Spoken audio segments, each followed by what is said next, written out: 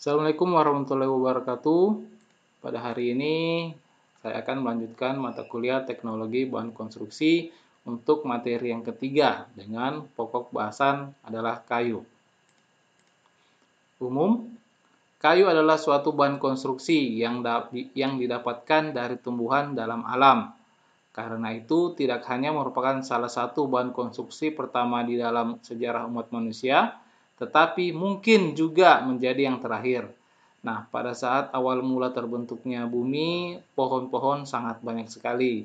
Tetapi sekarang, seperti yang kita ketahui bersama, telah banyak terjadi illegal logging, sehingga banyak pohon-pohon yang ditebang untuk keperluan manusia juga. Lanjut, kayu. Kebaikan dan keburukan kayu. Dibandingkan dengan bahan bangunan lain, kayu mempunyai kebaikan-kebaikan, yang adalah ringan, mudah dikerjakan, harganya murah, kekuatan cukup tinggi, cukup awet atau tahan lama. Next. Adapun keburukan-keburukan dari kayu ialah yang pertama tidak homogen.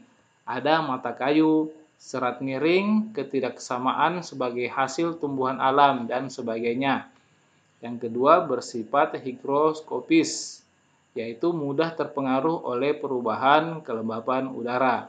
Apabila kelembapan udara lagi lembab, maka dia bisa menyerap air, tetapi apabila udara lagi panas, maka dia melepaskan air. Yang ketiga, mudah terbakar. Yang keempat, adanya cacat pada kayu sewaktu tumbuh, seperti mata kayu retak-retak, lapuk. Golongan kayu. Di Indonesia, kayu dapat digolongkan menjadi 4 golongan, yaitu yang pertama, pohon berdaun lebar, pohon berdaun jarum, pohon sebangsa palem, dan pohon sebangsa bambu. Bagian-bagian kayu.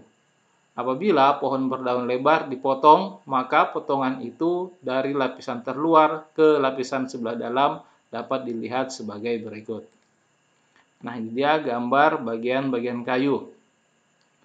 Dari yang kulit luar, kulit dalam, kambium, dan hingga kayu akhir. Nah, di slide selanjutnya kita akan sedikit membahas tentang semua ini. Next. Kulit luar. Lapisan ini merupakan lapisan yang sudah mati dan keras, berfungsi sebagai pelindung lapisan di dalamnya. Kulit dalam. Lapisan ini lunak, basah dan berpori besar seperti spons dan berfungsi untuk mengalirkan makanan dari daun ke bawah.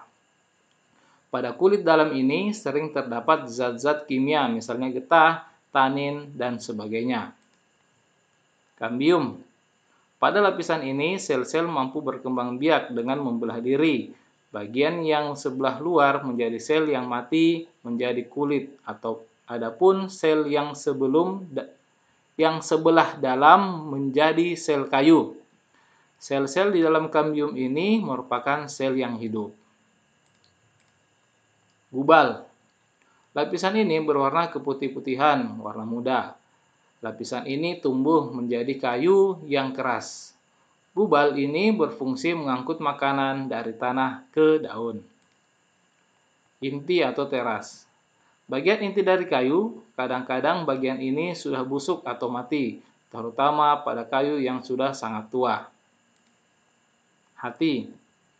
Bagian ini atau heart berwarna lebih tua daripada gubal dan berasal dari kayu gubal yang tidak berfungsi lagi. Bagian ini merupakan kekuatan yang tinggi sehingga berfungsi untuk membuat pohon tetap berdiri. Lingkaran tahun. Pada bagian hati kayu biasanya tampak garis-garis lingkaran yang mengelilingi pusat kayu. Lingkaran tersebut disebut lingkaran tahun. Oleh adanya musim kemarau dan musim hujan, maka pertumbuhan sel-sel kayu tidak selalu tetap.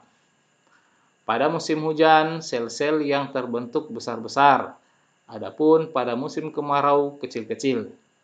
Akibatnya, terjadi perbedaan ukuran sel dan ini menyebabkan warnanya sedikit berbeda dan tampak seperti lingkaran-lingkaran yang mengelilingi pusat kayu. Kayu awal, kayu yang terbentuk pada awal musim semi. Kayu akhir, kayu yang mendekati akhir musim tumbuh atau disebut juga kayu musim panas. Masuk ke kadar air. Kayu bersifat menyerap uap udara jika kandungan udara cukup banyak. Sebaliknya, jika udara di sekitarnya kering, uap air akan dilepaskan oleh kayu, yang mana tadi telah dijelaskan dia bersifat hidroskopik. Hal ini mengakibatkan kandungan air di dalam kayu tergantung kelembapan udara di sekitarnya. Pada kayu dikenal 3 tingkat kebasahan, yaitu yang pertama, kayu basah, yaitu kayu yang baru saja ditebang. Yang kedua, kayu kering udara, yaitu kayu yang kandungan airnya sudah tetap sesuai dengan udara di sekitarnya. Yang ketiga, kayu kering mutlak atau tungku atau oven, yaitu kayu yang dikeringkan di dalam tungku pada suhu 105 derajat Celcius sehingga semua airnya menguap keluar. Nah, dari ketiga tingkat kebasahan daripada kayu ini sudah pasti yang paling kuat itu yang bagian nomor 3 karena uap airnya sudah keluar daripada kayu itu sehingga yang tersisa tinggal serat-serat daripada kayu itu. Kadar air ditentukan dengan rumus kadar air sama dengan A dikurang B dibagi B dikali 100%. Dengan A sama dengan berat kayu yang dihitung kadar airnya, B adalah berat kayu setelah kering tungku. Berat jenis. Berat jenis kayu ialah hasil bagi antara berat kayu kering mutlak dengan volume kayu sebelum kering mutlak. Berat jenis sama dengan A dibagi dengan B, yang mana A adalah berat kayu kering mutlak, B adalah volume kayu saat berat jenisnya ingin dihitung. Bobot isi. Bobot isi ialah hasil bagi antara berat kayu seluruhnya, termasuk kandungan airnya, dan volume berat kayu saat itu, Bobot isi ini digunakan untuk membedakan dengan berat jenisnya, dan besarnya tergantung pada zat-zat penyusunnya, antara lain tebal dinding sel, besar rongga sel maupun antara sel-sel, kadar air, dan sebagainya. Dinyatakan dalam satuan gram per centimeter kubik. Susutan. Apabila kayu yang basah kadar airnya berkurang, maka bila pengurangan kadar air itu masih di atas titik jenuh, serat tidak menyebabkan susutan volume kayu. Akan tetapi, bila pengurangan kadar itu melewati titik jenuh serat, maka akan terjadi susutan. Besarnya penyusutan kayu akibat pengurangan kadar air di bawah titik jenuh ini tidak sama untuk jenis kayu yang berbeda. Susutan ini juga tidak sama untuk arah yang berbeda, yaitu pada arah serat susutan kecil, pada arah radial susutan agak besar, dan pada arah tangensial susutan lebih besar.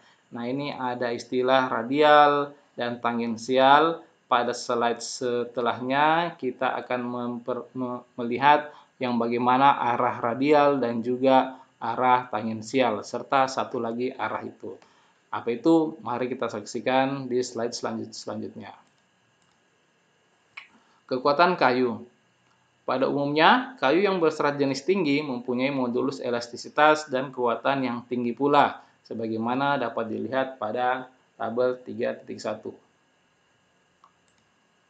Nah, sebelumnya kita jelaskan dulu apakah itu modulus elastisitas.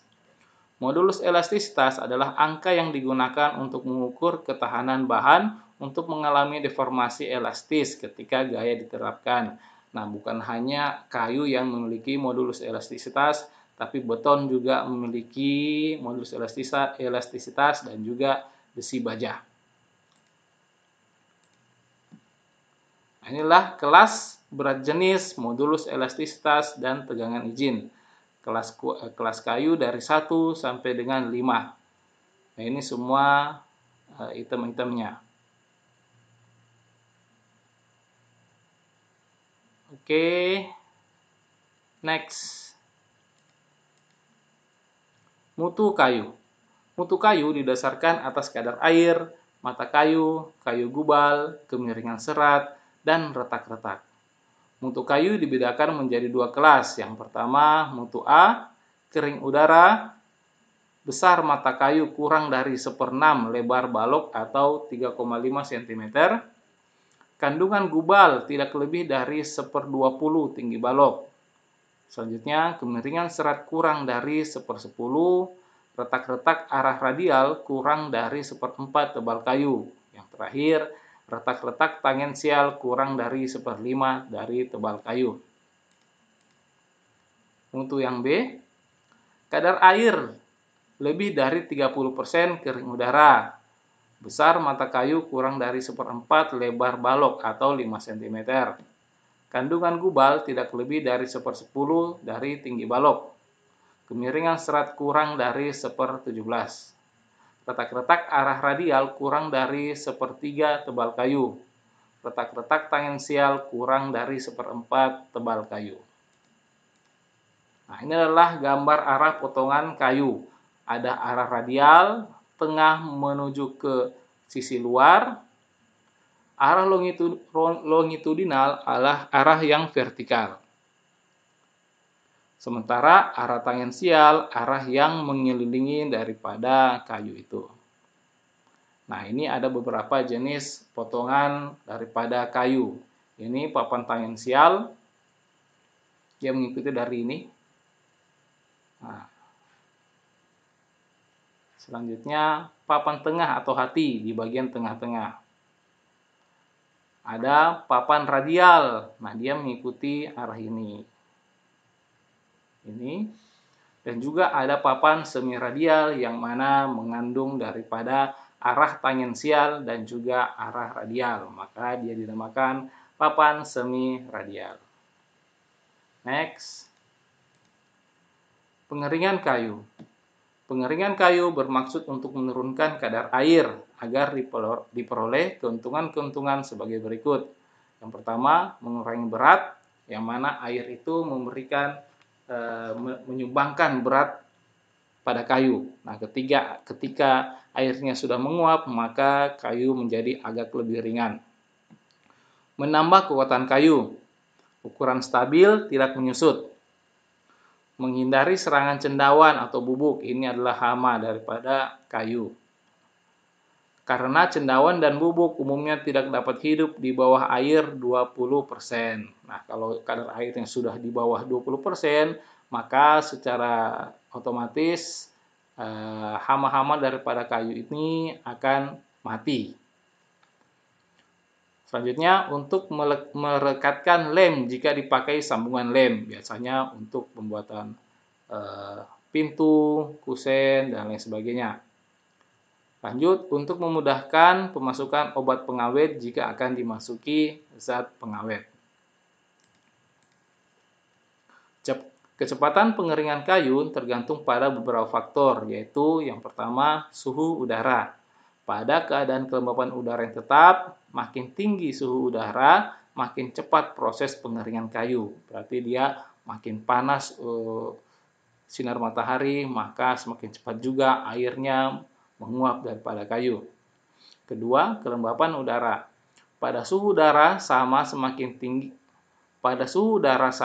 makin tinggi kelembapan udara, makin lama pengeringannya. Selanjutnya, peredaran udara. Peredaran udara yang baik menyebabkan pengeringan kayu semakin cepat. Yang dimaksud dengan peredaran udara yaitu adalah angin. Ketika anginnya kencang, maka sirkulasi daripada perubahan penguapan daripada kayu itu lebih cepat daripada angin yang cuma sepoi-sepoi atau bahkan tidak ada angin.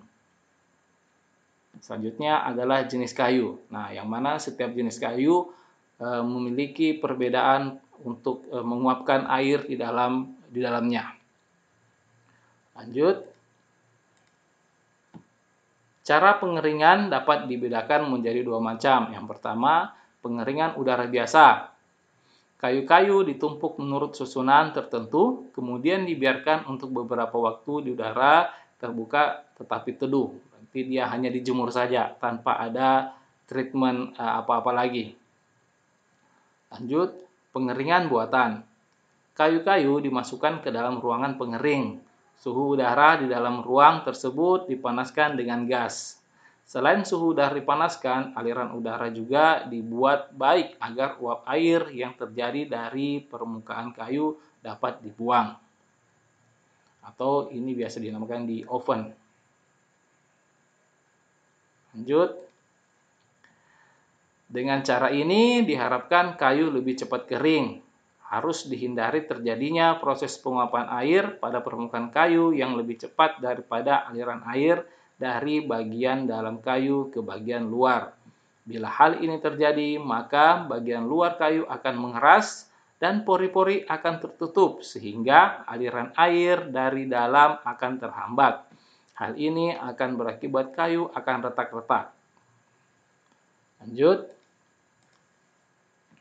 Pengawetan kayu. Pengawetan kayu ialah ketahanan lama pemakaian. Kayu akan tahan terhadap serangan serangga dan cendawan. Beberapa jenis kayu tahan terhadap serangan tersebut, akan tetapi banyak jenis kayu yang tidak tahan sehingga bila dipakai untuk bangunan tidak akan tahan lama. Untuk jenis yang terakhir ini biasanya dilakukan pengawetan. Apabila kayu yang kurang tahan terhadap hama, maka perlu dilakukan pengawetan pada kayu tersebut. Tujuan pengawetan kayu ialah agar bangunan tahan lama. Kedua, agar kayu-kayu tidak lekas lapuk. Selanjutnya, agar kayu yang kurang tahan awet dapat dipakai. Pengawetan kayu umumnya dilakukan dengan cara yang pertama diarangkan, dicat, direndam, ataupun dimasuki zat pengawet. Zat pengawet mempunyai persyaratan sebagai berikut. Yang pertama, mudah dimasukkan ke dalam kayu. Beracun, tapi tidak berbahaya terhadap manusia, tetapi hanya untuk hama-hama kayu saja.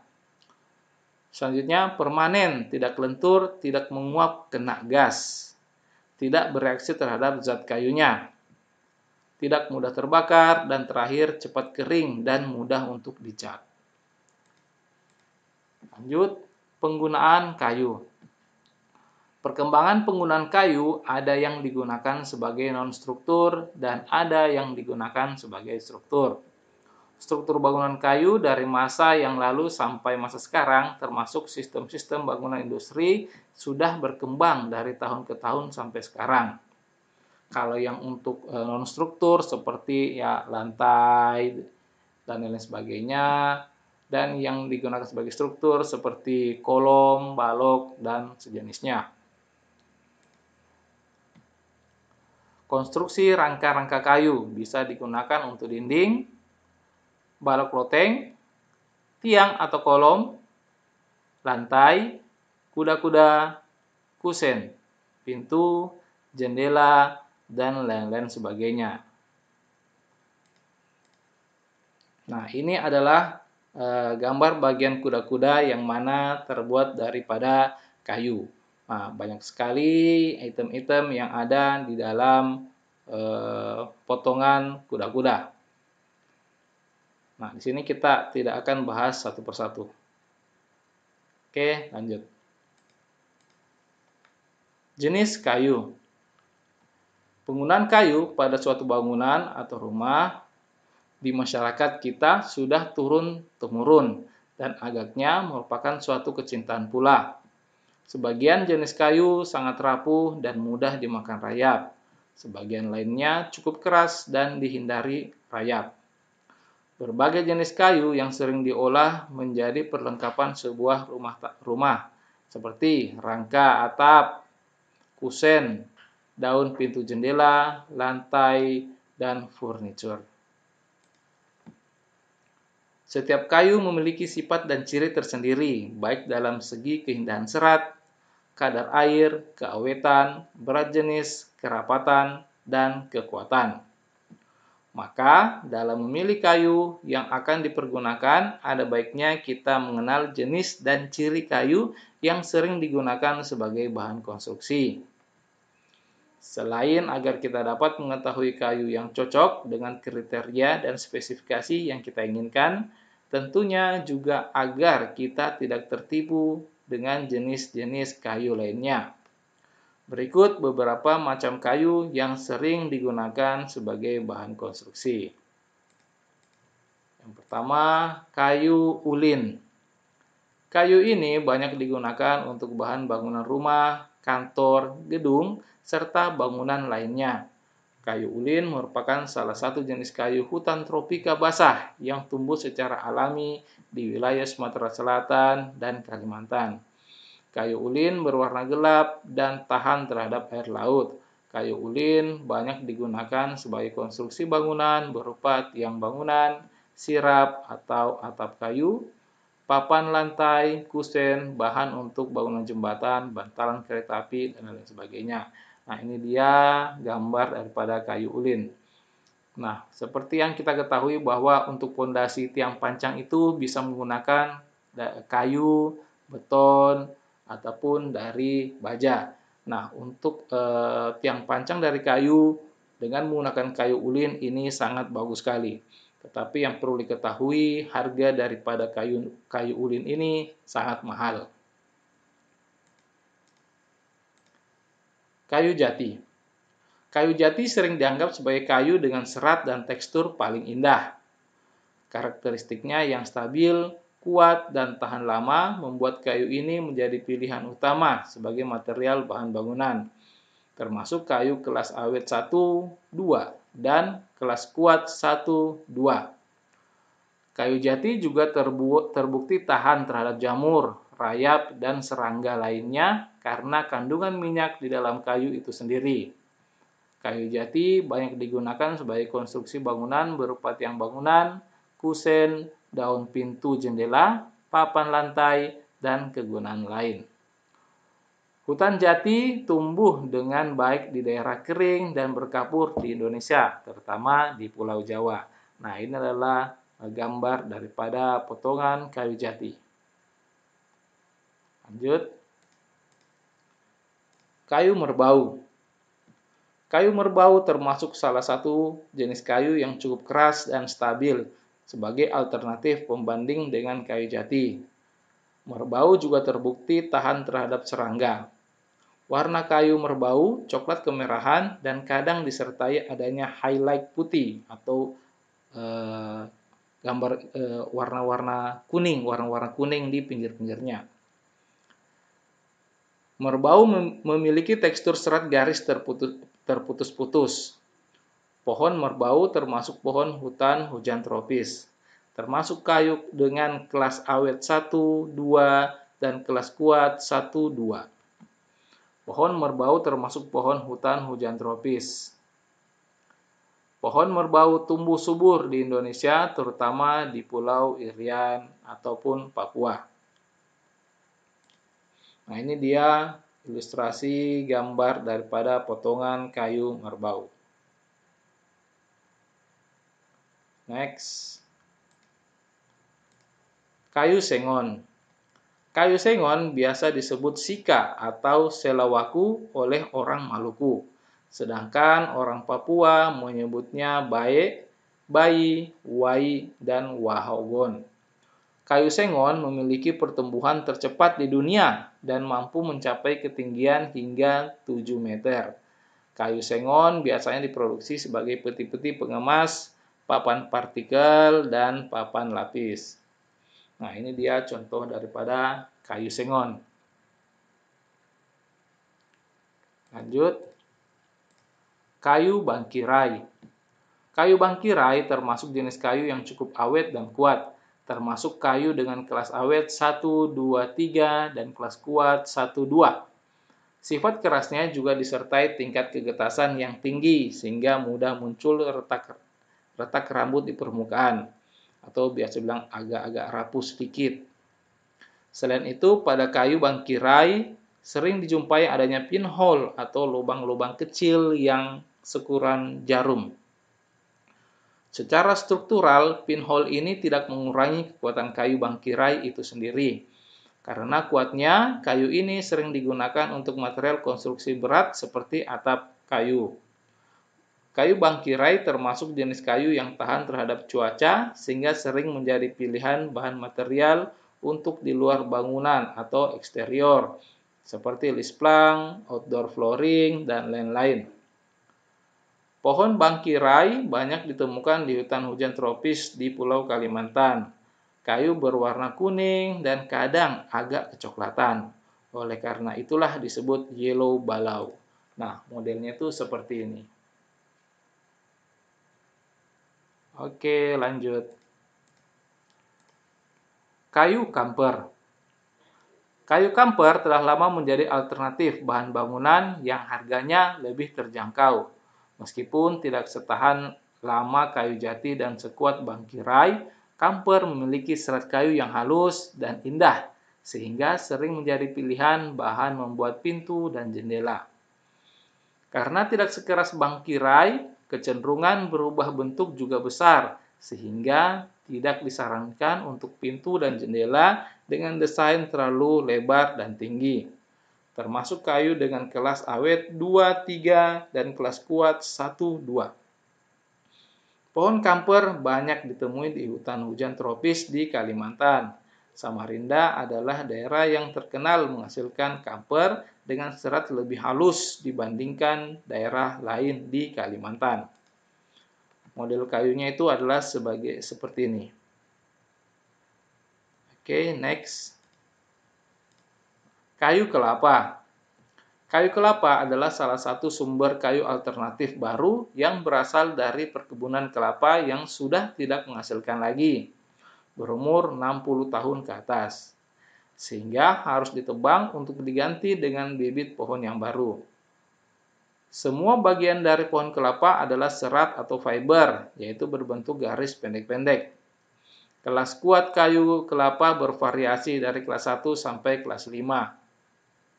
Variasi kekuatan tersebut terjadi baik dari bagian pangkal ke ujung batang maupun dari pinggir ke pusat batang.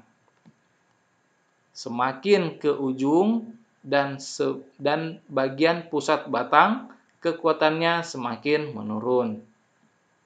Kayu kelapa banyak digunakan sebagai konstruksi bangunan berupa kuda-kuda, daun pintu jendela, dan lain sebagainya. Biasanya untuk pembuatan jembatan sementara, batang kayu kelapa itu selalu menjadi pilihan utama. Nah, modelnya itu seperti ini ketika sudah dibelah. Oke, lanjut. Kayu gelam. Kayu gelam sering digunakan pada bagian perumahan, perahu, kayu bakar, pagar, atau tiang-tiang sementara. Kayu gelam dengan diameter kecil umumnya dikenal dan dipakai sebagai steger atau penyangga pada konstruksi beton. Sedangkan yang berdiameter besar biasa dipakai untuk cerucuk pada pekerjaan sungai dan juga jembatan. Nah, ini dia model daripada kayu gelam. Nah, biasa kalau kita di Sulawesi atau khususnya di Kolaka, biasa ini dinamakan dolken. Biasa jadikan untuk penyangga ataupun perancah dari konstruksi bangunan seperti rumah, jembatan, dan lain-lain sebagainya. Nah, ini adalah contoh bangunan rumah dengan menggunakan bahan kayu. Ya, sangat bagus dan sangat indah.